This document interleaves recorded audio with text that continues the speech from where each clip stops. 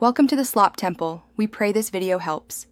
You start by verifying prerequisites, correct normals and applied transforms.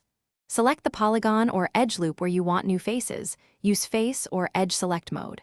Once done, switch to a modeling toolset, extrude, bridge, or fill, and set snapping options if you need precision.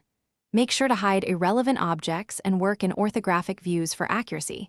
This reduces perspective distortion and accidental selections. Now, prepare your snapping and tool settings so you can add geometry. You proceed by converting selected edges into faces, extrude to extend, inset to create interfaces, or use fill to cap an open boundary. When spanning gaps, use bridge between edge loops, adjust segment count and profile to keep even topology. For precise cuts, use the knife tool with vertex snapping, or draw quad faces on a grid to maintain flow. Once done, relax or bevel new edges lightly to avoid pinching. This improves deformation later and keeps shading consistent. You finish by cleaning up, merge overlapping vertices, delete interior faces, and ensure all faces are manifold.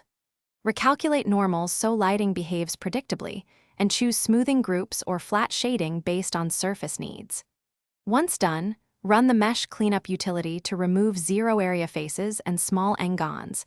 This prevents render artifacts. If something goes wrong, look for flipped normals or non-manifold edges first. Fixing those typically restores correct shading and allows new faces to behave as intended. Thanks for watching. Consider subscribing if we helped you.